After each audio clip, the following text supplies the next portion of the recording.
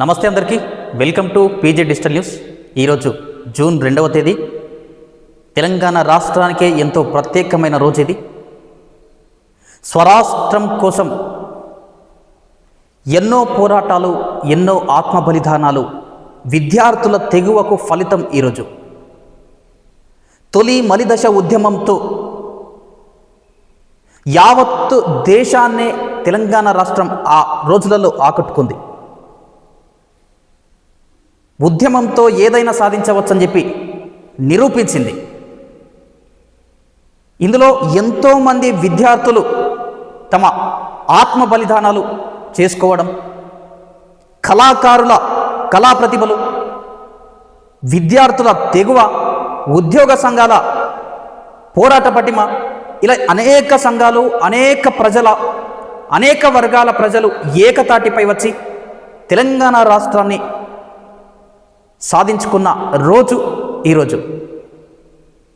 ఎప్పుడో ప్రత్యేక తెలంగాణ రాష్ట్రం కోసం 1969లో అన్నాబత్తుల రవీంద్రనాథ్తో మొదలైన తొలి దశ ఉద్యమం 2009 కేసీఆర్ నిరాహార దీక్షతో స్వరాష్ట్రం సిద్ధించింది. ఈ పోరాట ప్రయాణంలో ఎంతోమంది విద్యార్థులు తమ అమూల్యమైన ప్రాణాలను త్యాగం చేశారు. చిన్న అగ్గిపుల్ల మనకు తగిలితే ఎంతో నొప్పిలేస్తుంది. అలాంటిది స్వయంగా తనపై పెట్రోల్ పోసుకొని మరి నిప్పంటించుకున్న కాసోజు శ్రీకాంతాచారి ఆత్మ బలిదానం ఈరోజు తెలంగాణ రాష్ట్ర ఏర్పాటుకు పునాదులు వేసింది.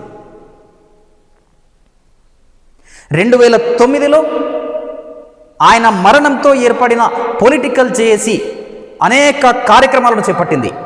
పల్లె పల్లె పట్టాలపైకి అని చెప్పి, రైలు రోకో కార్యక్రమాలు, రోడ్డుపై పొయ్యి అని చెప్పి, వంట వార్పులు, ఉద్యోగ జేఏసీలు, ఇవన్నీ కట్ చేస్తే కేసీఆర్ ఎంట్రీ. కేసీఆర్ సచ్చుడో తెలంగాణ వచ్చుడో అని చెప్పి నినాదంతో కేసీఆర్ ఆమరణ నిరాహార దీక్షకు దిగడం, దాంతో కేంద్ర ప్రభుత్వం స్పందించడం, కేంద్ర మంత్రి చిదంబరం తెలంగాణ రాష్ట్ర ఏర్పాటుకు సానుకూల ప్రకటన చేయడంతో కేసీఆర్ నిరాహార దీక్ష విరమించడం, ఇవన్నీ జరిగినప్పటికీ మళ్ళీ ఆంధ్రప్రదేశ్ రాష్ట్ర కుట్రల కారణంగా మళ్ళీ సంవత్సరం పాటు స్వరాష్ట్రం రాకుండా అడ్డుకోవడం, అసెంబ్లీ, శాసనసభ, లోక్సభలలో బిల్లులు ప్రవేశపెట్టడం, ఎట్టకేలకు 2014 జూన్ 2వ తేదీన తెలంగాణ రాష్ట్రం సాధించడం జరిగింది. ఇది కేవలం విద్యార్థుల కృషి, విద్యార్థుల తెగువ వల్లే వచ్చిందనడంలో ఎలాంటి సందేహం లేదు. ఈ విషయంలో ఏ రాజకీయ నాయకులన్నా ఎవరైనా సరే విద్యార్థుల పేరు ఎత్తడంలో ఎలాంటి సందేహం లేదు. ఎందుకంటే విద్యార్థులే ప్రధాన పాత్ర పోషించారు. ఉస్మానియా విశ్వవిద్యాలయ కేంద్రంగా ఈ ఉద్యమం ఉవ్వెత్తున ఎగిసిపడింది.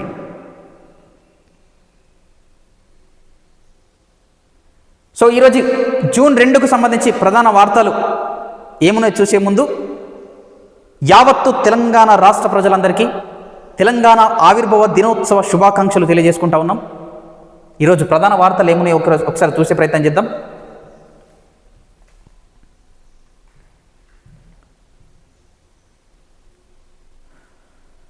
ఆంధ్రజ్యోతి పేపర్తో 5న సెట్ ముందుకు వస్తా, లేఖ రాసిన ప్రభాకర్ రావు, ఫోన్ ట్యాపింగ్ కేసులో కీలక పరిణామం. ప్రభాకర్ రావు వాంగ్మూలము కీలకం, ఆయన కనుసన్నల్లోని ట్యాపింగ్. గత బీఆర్ఎస్ ప్రభుత్వ హయాంలో జరిగిన ఫోన్ ట్యాపింగ్ కేసులో ప్రభాకర్ రావు మళ్ళీ సిట్ ముందుకు హాజరు కానున్నట్లుగా కూడా తెలుస్తూ ఉంది. మరి ఆయన చెప్పే విషయాలు ఎవరెవరి పేర్లున్నాయి, ఎవరెవరి కనుసనల్లో ఈ ఉదాంతం అంతా జరిగిందనేది బట్టబయలు కానుంది. ఒకసారి చూద్దాం, చూడండి. ఫోన్ ట్యాపింగ్ కేసులో కీలక పరిణామం చోటు చేసుకుంది. ఈ కేసులో ప్రధాన నిందితుడు ఎస్ఐబి మాజీ చీఫ్ ప్రభాకర్ రావు ఇన్నాళ్ళు అమెరికాలో ఉండగా తాను సిట్ ముందుకు వస్తానని, విచారణకు సహకరిస్తానని పేర్కొంటూ లేఖ రాసినట్లు తెలిసింది. ఈ నెల 5న సిట్ను కలుస్తానని ఆ లేఖలో చెప్పినట్లు విశ్వసనీయ వర్గాలు చెబుతున్నాయి. సుప్రీంకోర్టు కూడా ముందు భారత్కు రావాలని విచారణకు. మీతో 9వ పేజీలో ఒకసారి చూద్దాం.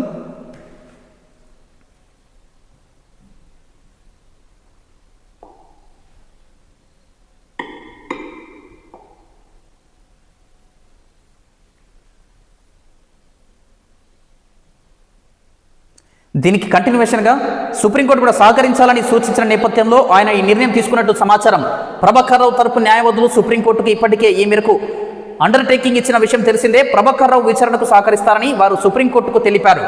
ఇక పాస్పోర్టును పునరుద్ధరించాలని సుప్రీంకోర్టు ఆదేశించిన నేపథ్యంలో విదేశాంగ శాఖ అధికారులతో న్యాయవాదులు సంప్రదింపులు జరుపుతున్నారు. వన్ టైం ఎంట్రీ పాస్పోర్టుకు లైన్ క్లియర్ అయ్యే అవకాశాలున్నాయి. పాస్పోర్టు జారీ అయిన 3 రోజుల్లో ప్రభాకర్ రావు విచారణకు హాజరు కావాలని సుప్రీంకోర్టు తన మధ్యంతర ఆదేశాల్లో పేర్కొంది. ఈ మేరకు ప్రభాకర్ రావుపై బలవంతపు చర్యలొద్దంటూ ప్రభుత్వాన్ని ఆదేశించింది. గత కొన్ని రోజులుగా ప్రభాకర్ రావు విదేశాల్లో తలదాచుకున్నారు. ఈ కేసు విషయంలో ఎట్టకేలకు ఆయన స్వదేశానికి రానున్నారు, సిట్టు ముందు హాజరు కానున్నారు. ఈ మేరకు సుప్రీంకోర్టు కూడా మధ్యంతర ఉత్తర్వుల్లో పేర్కొంది. ఆయన వస్తే ప్రభుత్వం బలవంతపు చర్యలకు పాల్పడొద్దని చెప్పి కూడా చెప్పిన పరిస్థితి.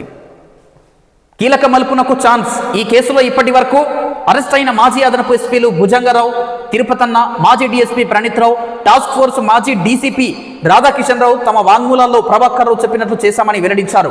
ఈ నేపథ్యంలో ఇప్పుడు ప్రభాకర్ రావు విచారణ కీలకంగా మారనుంది. ఆయన వాంగ్మూలంతో కేసు కీలక మలుపులు తిరిగే అవకాశాలున్నాయని దర్యాప్తు అధికారులు భావిస్తున్నారు. ఇప్పటి వరకు రాజకీయ కోణం పెద్దగా బహిర్గతం కాకున్నా పలువురు బీఆర్ఎస్ నేతల పేర్లు ప్రముఖంగా వినిపించాయి. ఇప్పుడు ప్రభాకర్ రావు వాంగ్మూలం ఇస్తే ఎవరి ఆదేశాలతో ఫోన్ ట్యాపింగ్ జరిగింది, హోంశాఖ కార్యదర్శి అనుమతి తీసుకున్నారా, ఒకవేళ అత్యవసరంగా ఫోన్లను ట్యాప్ చేస్తే ఆ తర్వాత 7 రోజుల్లో లిఖితపూర్వకంగా హోంశాఖ కార్యదర్శికి చెప్పారా అనే కోణాల్లో ప్రభాకర్ రావును విచారించే అవకాశాలు కనిపిస్తున్నాయి. సిట్ దర్యాప్తులో దాదాపు 1200 నంబర్లను ప్రణీత్ రావు అండ్ కో ట్యాపింగ్ చేసినట్టు తేలగా హోంశాఖకు మాత్రం 10ల సంఖ్యలోనే ఫోన్ నంబర్లను అభ్యర్థించినట్లు వచ్చిన సమాచారం. అయితే ప్రభాకర్ రావు విచారణకు సహకరిస్తారా, అడిగిన ప్రశ్నలకు సూటిగా సమాధానమిస్తారా అనేది $1 మిలియన్ ప్రశ్నగా మారింది. సో ఇప్పుడైతే ప్రభాకర్ రావు గారు సిట్ ముందు హాజరు కానున్న కారణం ఏమిటి అన్నది పక్కన పెడితే బీఆర్ఎస్ నేతల ఇందులో ఇన్వాల్వ్ అయిన నేతలకు గుబులు పుట్టే అవకాశాలు కనిపిస్తూ ఉన్నాయి. ఎవరెవరి పేర్లు బయటపడతాయి, మళ్ళీ ఏమేం ట్విస్టులు వస్తాయా అన్న ఆందోళన మొదలైంది. చూడాలి మరి 5వ తేదీన సిట్ ముందు హాజరు కానున్న ప్రభాకర్ రావు ఏం చెప్పనున్నారు, వేచి చూడాల్సిన అవసరం అయితే ఉంది.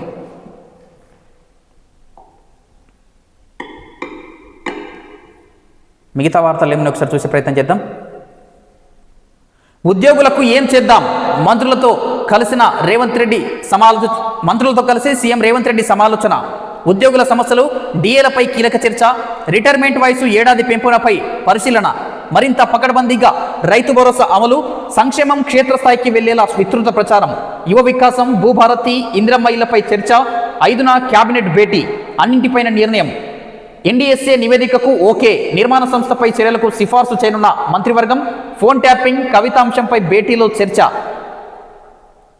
సీఎం రేవంత్ రెడ్డి తెలంగాణ రాష్ట్ర అవతరణ దినోత్సవం సందర్భంగా ఉద్యోగులకు ఏమేం చెప్పాలి, వారికి ఎలాంటి సానుకూల ప్రకటన చేయాలన్న దానిపై మంత్రులతో సమావేశం నిర్వహించారు. అదేవిధంగా ఫోన్ ట్యాపింగ్ కేసు, కవితా అంశం విషయం కూడా ఆయన చర్చించారు. ఒకసారి చూసే ప్రయత్నం చేద్దాం. రాష్ట్ర ప్రభుత్వ ఉద్యోగాలు లేవనెత్తిన పలు డిమాండ్లను పరిష్కరించే దిశగా రేవంత్ సర్కార్ యోచిస్తోంది.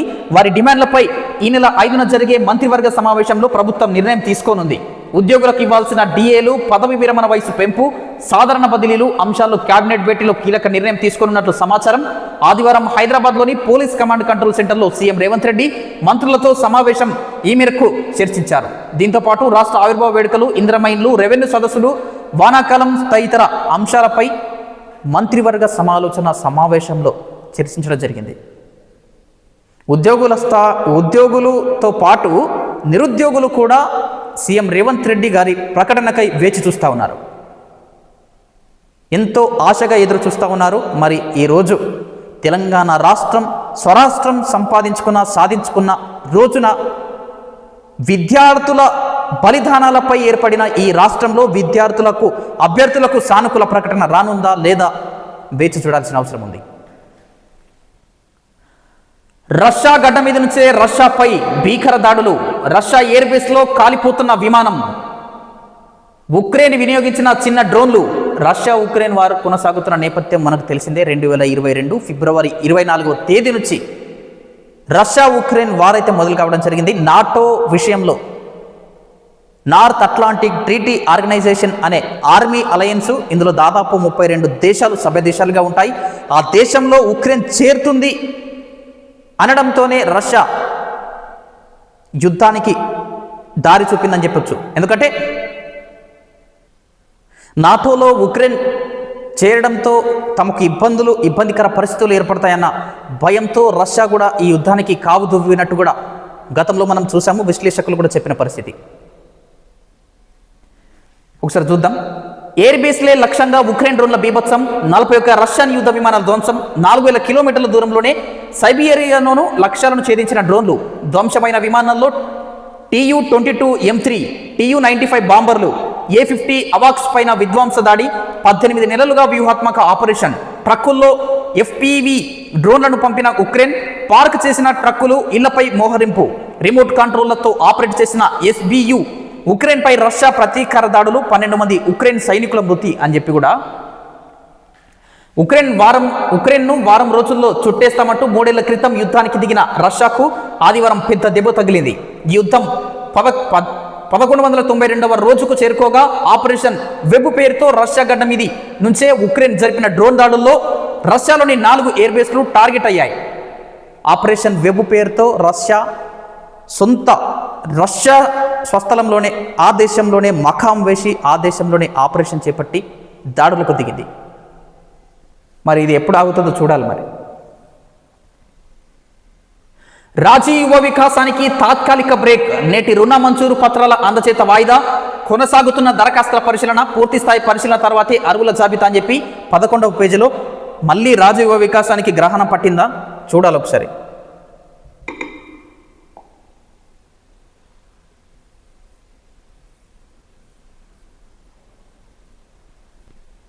ఇక్కడ 11వ పేజీలో చూడండి. రాజీవ్ యువ వికాసానికి తాత్కాలిక బ్రేకు, నేటి రుణ మంజూరు పత్రాల అందజేత వాయిదా, కొనసాగుతున్న దరఖాస్తుల పరిశీలన, జూన్ 5న క్యాబినెట్ సమావేశంలో స్పష్టత. నిరుద్యోగ యువతకు స్వయం ఉపాధి కల్పించే లక్ష్యంతో రాష్ట్ర ప్రభుత్వం ప్రతిష్టాత్మకంగా చేపట్టిన రాజీవ్ యువ వికాసం పథకం కింద రుణ మంజూరు పత్రాల అందజేతకు తాత్కాలికంగా బ్రేక్ పడింది.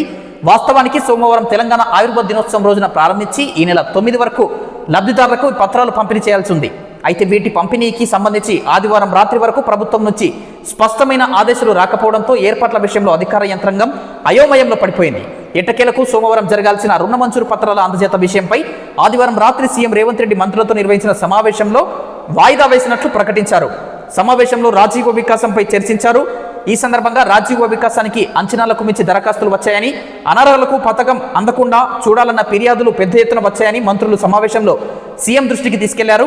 దరఖాస్తుల స్క్రీనింగ్ ప్రక్రియ కొనసాగుతున్న నేపథ్యంలో పూర్తి స్థాయిలో పరిశీలన తర్వాతే అర్హుల జాబితాను ప్రకటించాలని నిర్ణయం తీసుకున్నారు. మరింత లోతుగా విశ్లేషించి లబ్ధిదారులను గుర్తించాలని నిర్ణయించారు. ఒక్క అనర్హుడికి కూడా రాజీవ్ వికాసం ద్వారా లబ్ధి చేకూరవద్దని తెలిపారు. ఈ అంశంపై క్యాబినెట్లో చర్చించి నిర్ణయం తీసుకున్నారు. కాగా ఈ నెల 5న క్యాబినెట్ సమావేశం నిర్వహించాలని నిర్ణయించగా ఈ సమావేశంలో యువ వికాసంపై స్పష్టత వచ్చే అవకాశాలు. మరి రాష్ట్ర ప్రభుత్వం మళ్ళీ కొర్రీలు పెడుతుంది. ఇప్పటికే విడుదల చేసి 2 నెలలు అయిపోయింది.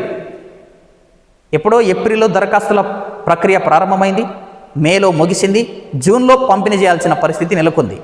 అయినప్పటికీ ఉన్నట్టుండి నిన్న రాత్రి మంత్రుల సమావేశం ఏర్పాటు చేసి ఈ రాజీవ్ వికాసానికి బ్రేక్ పడేలా చేశారు. అనర్హుల జాబితా ఎక్కువైందట, అనర్హులే ఎక్కువ మంది వస్తున్నారట. మరి అది ఎవరు చేశారు?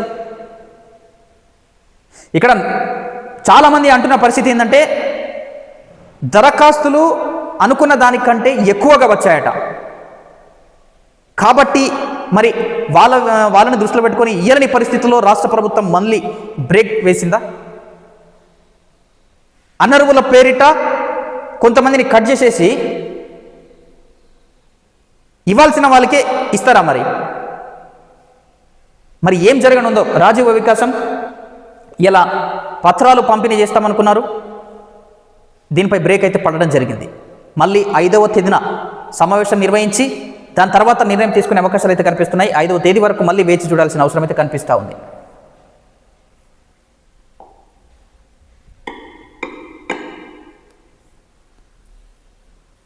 మిగతా వార్తలు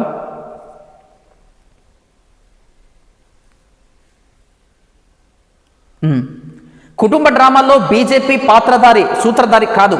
ఆస్తులు, అధికారం, అవినీతి, డబ్బు కోసం బీఆర్ఎస్ పార్టీలో గొడవలు. కాంగ్రెస్ హయాంలో అవినీతి వికేంద్రీకృతం. రేవంత్ హామీలేమయ్యాయి? కిషన్ రెడ్డి. బీజేపీలో బీఆర్ఎస్ విలీనంపై ఎప్పుడూ చర్చ జరగలేదు. లక్ష్మణ్. రాష్ట్రంలో రాజకీయ కుటుంబ డ్రామాలు నడుస్తున్నాయని కేంద్ర బొగ్గు గనుల శాఖ మంత్రి బీజేపీ రాష్ట్ర అధ్యక్షుడు కిషన్ రెడ్డి విమర్శించారు. కుటుంబ డ్రామాల్లో బీజేపీ పాత్రధారి సూత్రధారి కాదని స్పష్టం చేశారు. ఆస్తులు, అధికారం, అవినీతి, డబ్బుల కోసం బీఆర్ఎస్లో గొడవలు జరుగుతున్నాయని, వాటితో బీజేపీకి సంబంధం లేదని అన్నారు. ప్రధాని మోదీ 11 ఏళ్ల పాలన విజయాలకు సంబంధించి ఆదివారం బీజేపీ రాష్ట్ర కార్యాలయంలో వర్క్షాప్ నిర్వహించారు. ఈ సందర్భంగా కిషన్ రెడ్డి గారు మాట్లాడారు. తెలంగాణ రాష్ట్రంలో ఏదైతే ఎమ్మెల్సీ కవిత విషయంలో జరుగుతున్న గొడవలు కేవలం కుటుంబ డ్రామాలు, కుటుంబ రాజకీయాలు మాత్రమే. అధికారం, ఆస్తుల పంపిణీ విషయంలో ఈ డ్రామాలు జరుగుతున్నాయని చెప్పి కిషన్ రెడ్డి గారు చెప్తున్నారు.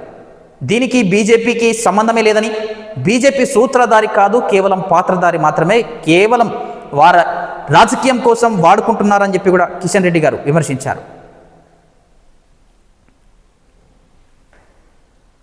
మావోయిస్టులపై మారణ హోమం ఆపాలి. మోదీ, అమిత్ షాకు మానవత్వం లేదు. కార్పొరేట్లకు ఖనిజ సంపద దోచిపెట్టేందుకే కగార్. టీపీసీసీ అధ్యక్షుడు మహేష్ కుమార్ గౌడ్. ఆపరేషన్ కగార్ నిలిపివేతకు 14న లెఫ్ట్ పార్టీల ధర్నా. మద్దతు ప్రకటించిన కాంగ్రెస్, బీఆర్ఎస్. మిగతాది 12వ పేజీలో.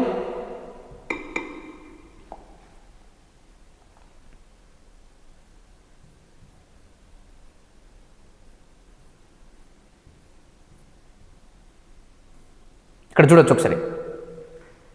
మావోయిస్టులపై మారణ హోమం నిలిపివేయాలని టీపీసీసీ అధ్యక్షుడు మహేష్ కుమార్ గౌడ్ పిలుపునిచ్చారు. ఆపరేషన్ కగార్కు వ్యతిరేకంగా ఆదివారం శాంతి చర్చల కమిటీ ఆధ్వర్యంలో సుందరయ్య విజ్ఞాన కేంద్రంలో జరిగిన రాజకీయ పార్టీలు, ప్రజా సంఘాలు, పౌర హక్కుల నేతల సమావేశంలో ఆయన మాట్లాడుతూ ప్రధాని మోదీ, కేంద్ర హోంమంత్రి అమిత్ షాలకు కనీస మానవత్వం కూడా లేదని విమర్శించారు.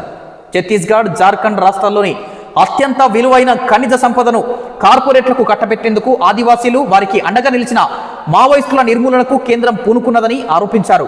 మావోయిస్టు సిద్ధాంతాలను తాను అంగీకరించకపోయినా సమసమాజ స్థాపన కోసం సర్వం త్యాగం చేసిన నమ్మాల కేశవరావు మరణం బాధాకరమని విచారం వ్యక్తం చేశారు.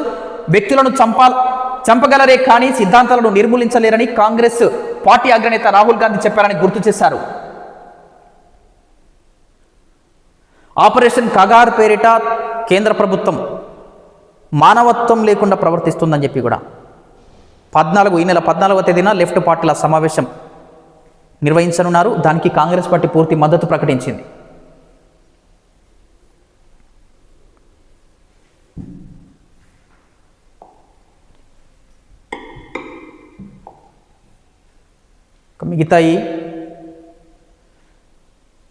మిగతా వార్తలు ఏమున్నాయి ఒకసారి చూసే ప్రయత్నం చేద్దాం.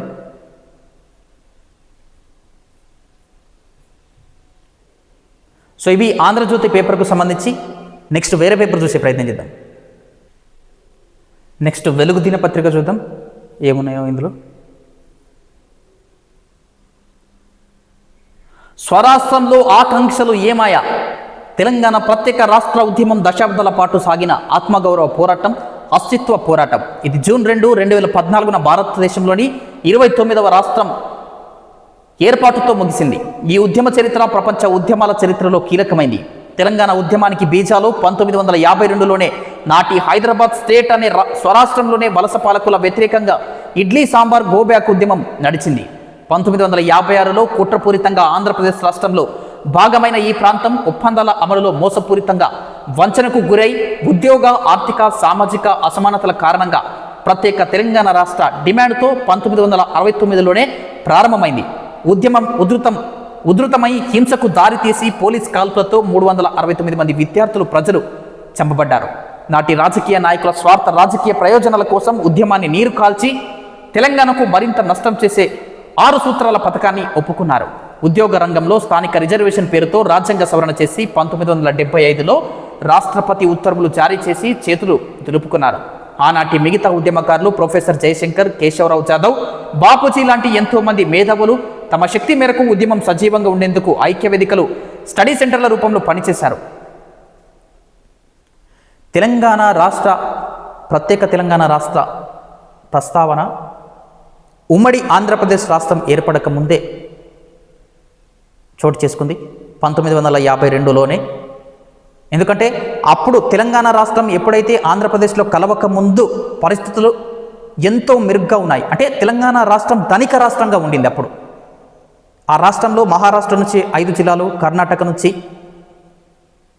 ఇలా 3 రాష్ట్రాల నుంచి కలగలిపి దాదాపు 16 జిల్లాలతో తెలంగాణ స్వతంత్రంగా ఉండింది. ఎప్పుడైతే ఆంధ్రప్రదేశ్లో విలీనం కావడం జరిగిందో 1956 ఫిబ్రవరి 20 పెద్ద మనుషుల ఒప్పందంతో ఆంధ్రప్రదేశ్లో విలీనం కావడంతో అప్పటి నుంచి వాళ్లకు తెలంగాణ రాష్ట్ర ప్రజలకు నీళ్లు, నిధులు, నియామకాల విషయంలో ఏవైతే పెద్ద మనుషుల ఒప్పందంలో జరిపిన 14 సేఫ్ గార్డ్స్ ఉన్నాయో అవి ఉల్లంఘించడంతో మళ్ళీ తెలంగాణ ప్రజలలో చైతన్యం రావడం జరిగింది. మళ్ళీ ఉద్యమ బాట పట్టడం జరిగింది, స్వరాష్ట్రం కావాలని చెప్పి. అటు 2 విధాలుగా కూడా ఈ ఉద్యమం జరిగింది.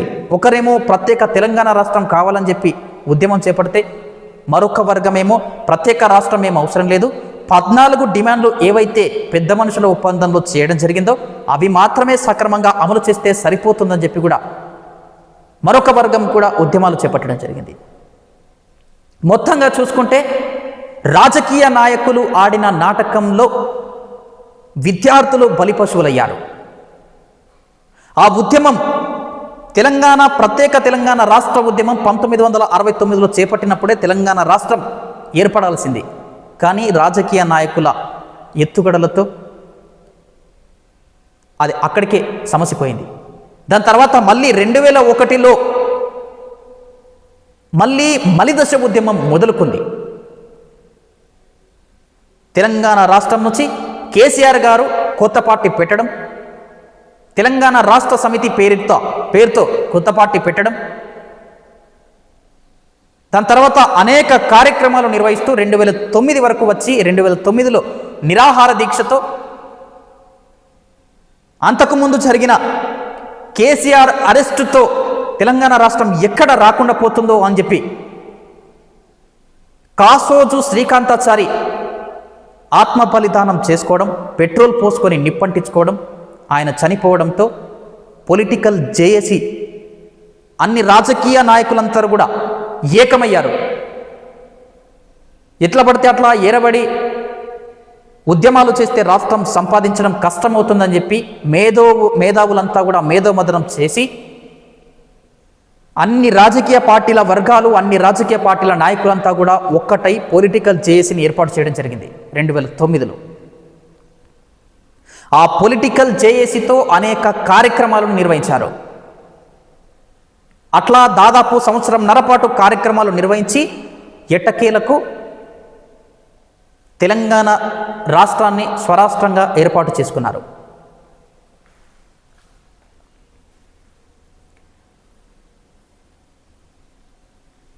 ఏ స్కీమ్లోనూ అరువులకు అన్యాయం జరగొద్దు, గత సర్కారు నిర్వాహకంతో సమస్యలు తీస్తా, ఒక్కోటి పరిష్కరిద్దాం, మంత్రులతో సీఎం రేవంత్. 10 ఏళ్లలో ఇండ్లు ఇవ్వకనే ఇందిరమ్మ ఇండ్లకు డిమాండ్, హైదరాబాద్లోని అరువులకు వాళ్ళ సరిసారాల్లోనే కేటాయిద్దాం, గత ప్రభుత్వం 3 డిఏలు పెండింగ్లో పెట్టింది, భూ సమస్యల అప్లికేషన్లు త్వరగా క్లియర్ చేయాలని ఆదేశం. ఈ నెల 5న క్యాబినెట్ సమావేశం అని చెప్పి కూడా రేవంత్ రెడ్డి గారికి సంబంధించి. ఇయ్యరా మయ్యరా జోపిన అయ్యర్, ఫైనల్కు పంజాబ్, చేసింగ్లో అదరగొట్టిన పంజాబ్ కింగ్స్ ఐపీఎల్లో రెండోసారి ఫైనల్లోకి దూసుకెళ్లింది. శ్రేయస్ అయ్యర్ కెప్టెన్ ఇన్నింగ్స్కు తోడు సేహాల్, వదేరా దుమ్ము రేపడంతో ఆదివారం జరిగిన క్వాలిఫైర్ 2లో 5 వికెట్ల తేడాతో ముంబై ఇండియన్స్కు చెక్ పెట్టింది. ముంబై 20 ఓవర్లలో 203 పరుగులు చేసి 6 వికెట్లు కోల్పోయింది. తిలక్ వర్మ 44, సూర్యకుమార్ 44 మెరుగ్గా ఆడారు. తర్వాత ఐపీఎల్ ఎండ్ స్టేజ్కి వచ్చేసింది. నిన్న ఆదివారం పంజాబ్ కింగ్స్ వర్సెస్ ముంబై తలపడగా ఉత్కంఠ పోరు నడమ పంజాబ్ ఘన విజయం సాధించింది, ఎట్టకేలకు ఫైనల్స్కు చేరుకుంది. ఇప్పటికే బెంగళూరు రాయల్ ఛాలెంజర్స్ బెంగళూరు ఫైనల్లో చేరుకుని ఉంది. రేపు అనగా మంగళవారం రోజున ఈ 2 జట్లు కూడా తుది పోరు జరపనున్నాయి. ఇందులో ఏ జట్టు గెలుస్తుందో అన్న ఉత్కంఠ అటు క్రికెట్ అభిమానుల్లో కొనసాగుతూ ఉంది. చూడాలి మరి, ఈ 2 జట్లు కూడా టఫ్ ఫైట్ ఇచ్చే అవకాశాలు కనిపిస్తూ ఉన్నాయి. ఏ జట్టు గెలుస్తుందో, ఐపీఎల్ 2025 కిరీటం ఏది సాధించనుందో చూడాలి మరి. యువ వికాసంలో సగం అనర్హులే, ఎమ్మెల్యేలపై ఒత్తిడితో లిస్టులో గందరగోళం, మళ్లీ వడపోతకు నిర్ణయం.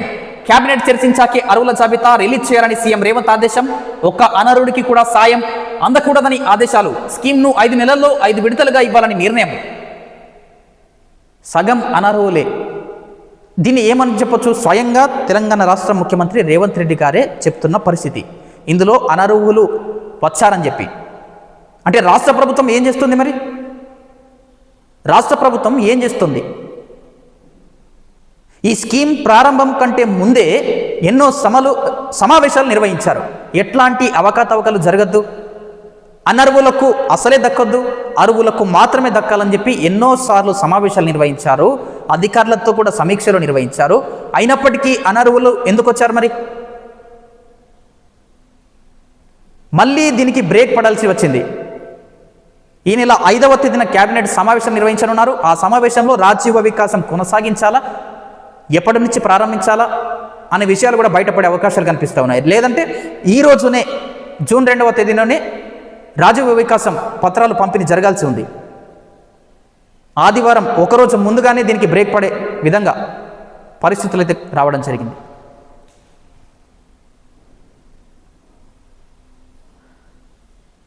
సో ఇవి